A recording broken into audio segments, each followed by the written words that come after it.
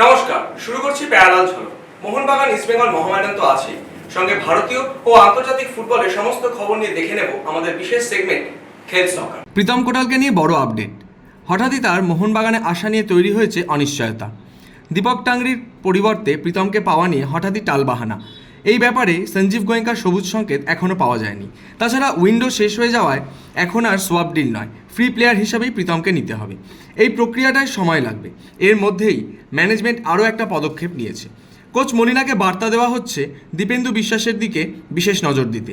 মলিনা দীপেন্দুকে সেভাবে দেখেননি, কিন্তু দীপেন্দু গত বছর যে পারফরমেন্স করেছেন তারপর তার ওপরই আপাতত আস্থা রাখতে চাইছে ম্যানেজমেন্ট। এর পাশাপাশি সঞ্জীব গোয়েঙ্কার সবুজ সংকেত পেয়ে ফ্রি প্লেয়ার হিসেবে প্রীতমকে নিয়ে আসার চেষ্টাও জারি থাকবে। তবে এই মুহূর্তে গোটা প্রক্রিয়াটা থমকে আছে। মাঠে ফিরলেন জেমি ম্যাকলরেন, তবে দলের সঙ্গে মাঠে নামলেও দলের সঙ্গে অনুশীলন করলেন না। মাঠের ধারে রিহ্যাব করে গেলেন। তার চোটের পরিস্থিতি নিয়ে ধোঁয়াশা বাড়ছে। বুধবার কোচ মলিনা বলেছেন তিনি জানেন না ম্যাকলরেনকে কবে মাঠে পাবেন, ডাক্তাররা বলতে পারবেন। তার এই মন্তব্যের পর ম্যাকলরেনকে নিয়ে সংশয় আরও বেড়েছে। আনোয়ার ইস্যুতে বড় বাঁক নিতে চলেছে। ফিফায় যেতে পারে আনোয়ার ইস্যু, এমন পরিস্থিতিও হতে পারে যেতে পারে আইনি পথে। আনোয়ার আলীকে নিয়ে এখনও সিদ্ধান্ত জানায়নি ফেডারেশনের প্লেয়ার স্ট্যাটাস কমিটি। আনোয়ারের নির্বাসন নিয়েই টালবাহানা চলছে। ফেডারেশন নির্বাসনে পাঠাতে চায় না, কোনো ফুটবলারের পা থেকে বল কেড়ে নিতে চায় না ফেডারেশন, কিন্তু তাকে যাতে অন্তত 4 মাসের নির্বাসন দেওয়া হয় তার জন্য কোনো পক্ষের চাপ আছে। তাই চূড়ান্ত সিদ্ধান্ত ঘোষণা করতে দেরি হচ্ছে। এই পরিস্থিতিতে আমরা যোগাযোগ করেছিলাম আনোয়ারের গডফাদারের সঙ্গে। ভারতীয় ফুটবল মহলের সকলেই যাকে চেনেন, তিনি স্পষ্ট জানিয়ে দিলেন আনোয়ারের নির্বাসন হলে পরবর্তী পদক্ষেপ তাদের ঠিক করাই আছে, অর্থাৎ স্পষ্ট ইঙ্গিত ফিফায় যাওয়ার। তাই আনোয়ার ইস্যু শেষ হতে যেমন সময় লাগতে পারে, তেমনই অন্যদিকে মোড়ও নিতে পারে গোটা ব্যাপারটা। এগিয়ে মোহনবাগান, হাতে গোনা কয়েকদিন। ইতিমধ্যেই দামামা বেজে গেছে আইএসএলে। 3 প্রধানেই সুনামের সঙ্গে খেলেছেন তিনি। তুল্যমূল্য বিচারে দেবজিৎ এগিয়ে রাখছেন মোহনবাগানকেই। দেখ, যদি তুই টিমের বিচার করিস তাহলে এবছর দেখ মোহামেডান সম্বন্ধে সত্যি কোনো আইডিয়া নেই, তার কারণ ফরেনারগুলো সবই নতুন। আর যেহেতু ডুরান্ড কাপে মোহামেডান টিমটা খেলেনি সেইভাবে, সেহেতু বলতে পারবো না আমি এটা একদমই। তবে যতটুকুনি শুনলাম দীপেন্দুর মুখে, বললো ফরেনারগুলো খুব ভালো কোয়ালিটি। কারণ এটা নিয়ে আমার সাথে দীপেন্দুর আলোচনাও হচ্ছিল। আমি বললাম দেখ আইএসএল আর আই লিগের ডিফারেন্স কিন্তু আছে অবশ্যই, তো ওরাও সেভাবে প্রিপারেশন নিচ্ছে। অবশ্যই আশাবাদী আমি মোহামেডান নিয়ে। এবার যদি আমি ইস্টবেঙ্গল নিয়ে আসি, অবশ্যই গত বছরের তুলনায় এবছর ভীষণ ভালো টিম হয়েছে। আনোয়ার যদি ঢুকে যায় টিমটাতে, ইউএসটা যদি এসে যায়, তাহলে স্টপার লাইনটা অনেক বেটার হবে, আপফ্রন্টটা অনেক বেটার। ডিয়ামান্তাকোস তালাল এসছে, তার জন্য টিমটা অনেক বেশি স্ট্রং হয়েছে।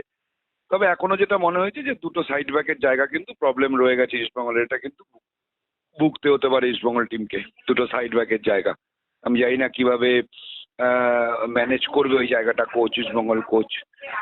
আর উল্টো দিকে যদি মোহনবাগান তুই যদি টিম ধরিস, অবশ্যই বেস্ট টিম, এ বিষয়ে কোনো সন্দেহ নেই। 4টে ওয়ার্ল্ড কাপ আর একটা টিমে ভারতবর্ষের ন্যাশনাল টিমের প্রায় 6-7টা প্লেয়ার, ওই লেভেলের মাঝমাঠ, সব জায়গায় সব কিছু ঠিকঠাক। শুধু একটা জায়গায় যেটা মনে হচ্ছে, ডুরান্ডের সময়ও মনে হয়েছে যে টিম ডিফেন্সটা কিছুটা হলেও প্রবলেম তো অবশ্যই হচ্ছে।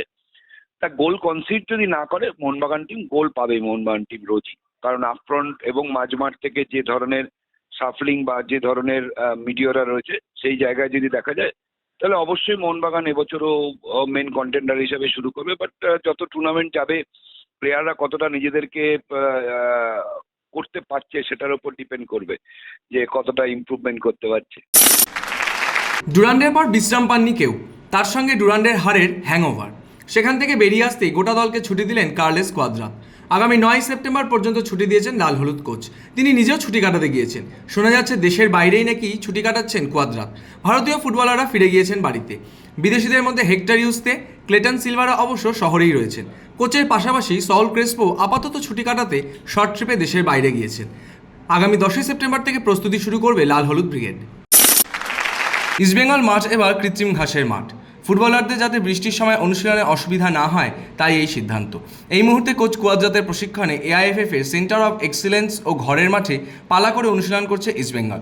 বর্ষায় মাঠ সমস্যা যাতে না হয় সেজন্য মূল মাঠের গোলপোস্টের পিছনের মাঠটাকে কৃত্রিম ঘাসের মাঠ করা হবে। আবারও কলকাতা লিগে ব্যর্থ মোহনবাগান। 2-1 গোলে কালীঘাট স্পোর্টস লাভার্সের কাছে হার সুহেলদে। 36 মিনিটে কালীঘাটের হয়ে খাতা খোলেন খানগাম হোরাম। 52 মিনিটে আদিল আবদুল্লার গোলে সমতায় ফেরে মোহনবাগান। 71 মিনিটে কালীঘাটের হয়ে জয়সূচক গোলটি করেন সৈকত সরকার। কলকাতা লিগের সুপার 6-এ আগেই পৌঁছে গিয়েছে ইস্টবেঙ্গল। শুক্রবার গ্রুপ পর্বের শেষ ম্যাচে নামছে লাল হলুদ বাহিনী। সর্বোচ্চ পয়েন্ট নিয়েই সুপার 6-এ পৌঁছতে পারে তারা। সেই ম্যাচে নামার আগে কি বলছেন বিনো জর্জ, শুনে নিন।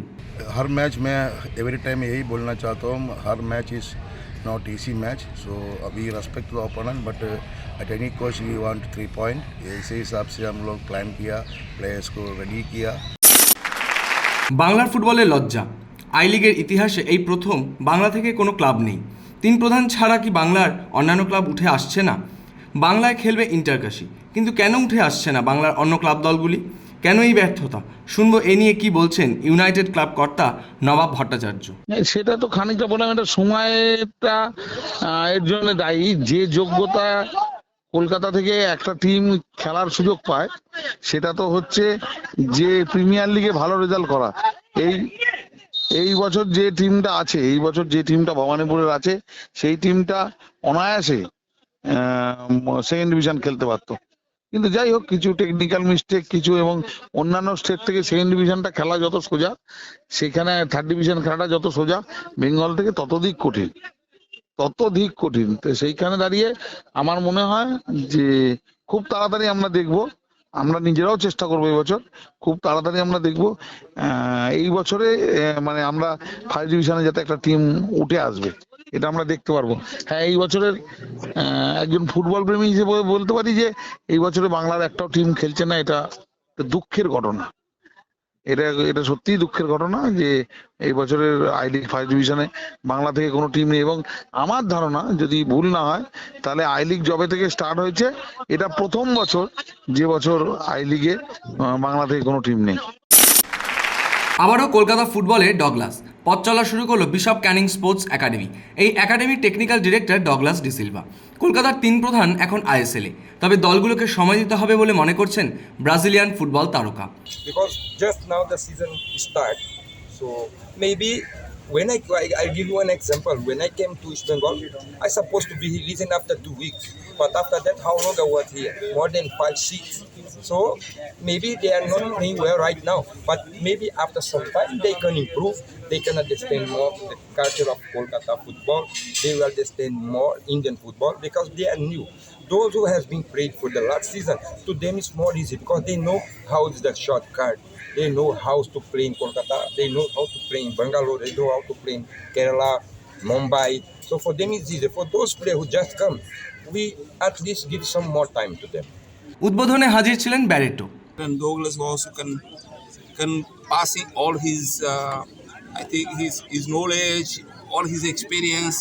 He had been on the ground as well, so can pass it to the kids, and I believe that we'll be able to produce Sunils over here in this pitch. I think this is what we are looking for. মহিলাদের sub junior national চ্যাম্পিয়নশিপে আসামকে 6 গোল দিল বাংলা। ম্যাচের সেরা হয়েছেন সায়নী চক্রবর্তী। পুরস্কার পাওয়ায় উচ্ছ্বসিত তিনি। টিমও খুব ভালো খেলেছে, তার জন্য আমি খুবই খুশি। এবং আসামকে হারিয়ে প্রথমে আমাদের খুবই ভয় করছিল। আমাদের ম্যাম উপহার দিয়েছিল টিচারদের হিসাবে আজকে, এবং আমরা জিতে খুবই খুশি হয়েছি। জীবনের 50 বছরে পা দিলেন দেবজিৎ ঘোষ। জন্মদিন মেহতাব হোসেনেরও। একসময় নিয়মিত কোচিং করালেও দেবজিৎ ব্যস্ত তার হাসপাতাল নিয়ে। ফুটবলার ক্রোমা থেকে আর্থিকভাবে পিছিয়ে থাকা যে কোনো ক্রীড়াবিদের পাশে দাঁড়াতে চান দেবজিৎ। আমার কাছে সবসময় খোলা, শুধু ক্রোমারটা হাইলাইট হয়েছে বলে আমার কাছে প্রচুর বাচ্চা ছেলে আসে যারা গরিব মানুষ, তাদের আমার ওখানে হসপিটালে আমি অপারেশন করাই যতটা কম সম্ভব। আমার মানে যতটুকুনি খরচা ততটুকুনি নেই, এবং সেটারও ব্যবস্থা করি কিভাবে তারা পয়সাটা দেবে, প্রত্যেক মাসে মাসে ইনস্টলমেন্ট করে দেওয়ার ব্যবস্থা সবই করি আমি। আর আমার দেখ, কোচ হিসাবে আমি কোনোদিনই নিজেকে খুব বেশি প্রাধান্য দেইনি, তার কারণ কোচিং আমার প্রফেশন নয়, ভালোবেসে করি। যদি 10টা বাঙালি ছেলে উঠে আসে, ভালোবাসি বাচ্চাগুলোকে, যদি ওরা আমার হাত ধরে যদি নিজেদের ক্যারিয়ারকে এস্টাবলিশ করতে পারে, নিজেদেরকে প্রফেশনাল ফুটবলার হিসাবে এস্টাবলিশ করতে পারে, সেটা আমি আরেকটু হয়তো আমার খুশিটা অবশ্যই বাড়বে। এর বাইরে কোচ হিসাবে খুব বেশি প্রাধান্য নিজেকে কোনোদিনই দেইনি। শিক্ষক দিবসে কোচ পিকে ব্যানার্জিকে মনে পড়ছে কল্যাণ চৌবে। বর্তমান এআইএফএফ সভাপতির ফুটবলার হিসেবে উঠে আসা যে তার হাত ধরেই। পিকে ব্যানার্জি তোমরা তো জানো সবাই, উনি ছিলেন টাটা ফুটবল একাডেমিতে আমরা যখন ফুটবল শিখছিলাম, তো ওনার কাছ থেকে অনেক কিছু শিখেছি। ভারতীয় ফুটবলের উন্নতিতে এবার 18টি স্টেডিয়াম ঘোষণা উত্তরপ্রদেশ সরকারের। প্যারালাল স্পোর্টসকে সে খবর জানালেন উত্তরপ্রদেশ ফুটবল অ্যাসোসিয়েশনের সচিব মোহাম্মদ শাহিদ। हमारा तो मैं लोग तो यूपी में कर रहे हैं। यूपी में हमारे चीफ मिनिस्टर साहब ने अभी कल ही मंडे को अनाउंस किया है लखनऊ में कि गांव-गांव में स्टेडियम बना रहे हैं हम, और फुटबॉल को विद्यालयों के थ्रू विद्यालय में फुटबॉलों को बांटा जा रहा है। करीब 1 लाख फुटबॉल बांटे जा रहे हैं। तो फुटबॉल को बढ़ावा देने के लिए हमारे चीफ मिनिस्टर साहब बहुत आगे बढ़ गए, और हमारे यूपी में पहले सर्विस नहीं मिलती थी स्पोर्ट्स कोटे में बहुत, अभी सर्विस भी स्पोर्ट्स कोटे में बहुत अच्छी मिल रही है। चीफ मिनिस्टर साहब का बहुत ज्यादा योगदान है इसमें। अब ये बच्चे आगे आएंगे। हमारे बच्चे स्टेट बच्चे जो है स्टेट में पहले सर्विस नौकरी नहीं मिलती थी, इसलिए अदर स्टेट में चले जाते थे। हमारे हर बच्चे हर स्टेट में हैं। अब वो वापस फिर आ रहे हैं क्योंकि यहाँ सर्विस मिलना शुरू हो गई है, और खेल को बहुत आगे बढ़ाया जा रहा है। चीफ मिनिस्टर गवर्नमेंट एकदम इसमें इन्वॉल्व है, इसलिए खेल का बढ़ावा मिल रहा है, इसलिए वापस आ रहे हैं। মেসি রোনাল্ডো যুগ কি শেষ? ব্যালন ডিওরের জন্য প্রকাশিত প্রাথমিক তালিকায় নেই এই দুই কিংবদন্তি। 2008 থেকে 2017 সাল পর্যন্ত টানা 10 বছর দুই চিরপ্রতিদ্বন্দ্বীর মধ্যেই থেকেছে ব্যালন ডিওর। 2018 সালে এসে সে ধারায় ছেদ ফেলেন ক্রোয়েশিয়া ও রিয়াল মাদ্রিদ অধিনায়ক লুকা মদ্রিচ। তবে পুরস্কার না জিতলেও 2003 সালের পর থেকে প্রতি বছরই মনোনীত 30 জনের তালিকায় ছিলেন মেসি এবং রোনাল্ডো, কিন্তু এবার নাম নেই দুজনের কারোরই। ক্রিকেট দুনিয়ার কি খবর? ঘরোয়া থেকে আন্তর্জাতিক 22 গজের সমস্ত খবর নিয়ে দেখে নেব আমাদের বিশেষ সেগমেন্ট লে ছক্কা।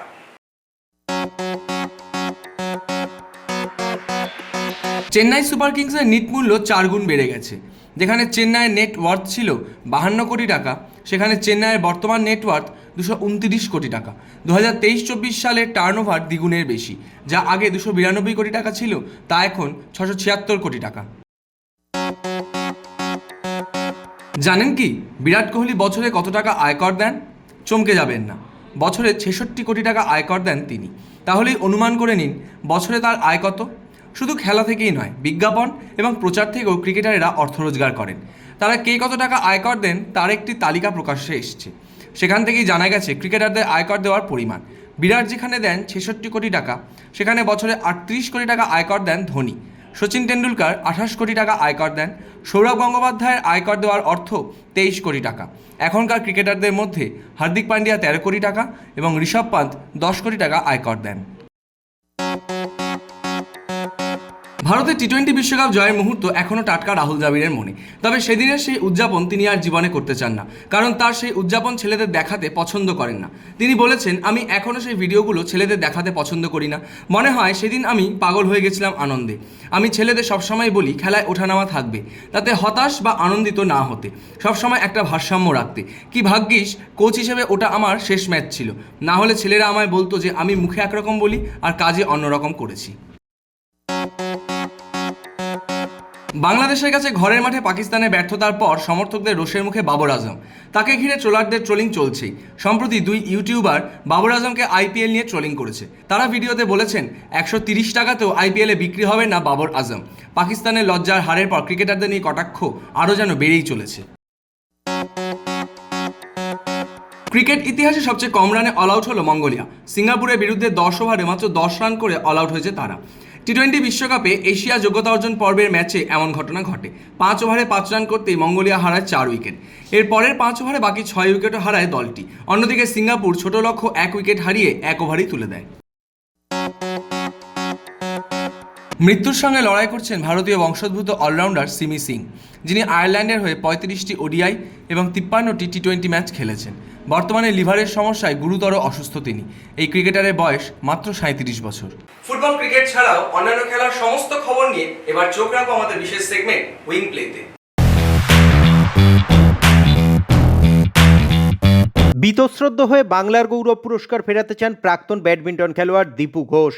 দেশের হয়ে একাধিক আন্তর্জাতিক টুর্নামেন্টে খেলেছেন। ভাই রমেন ঘোষকে সঙ্গে নিয়ে 2 বার খেলেছেন টমাস কাপের ডাবলসে। 7 বারের জাতীয় চ্যাম্পিয়ন দীপু ঘোষ।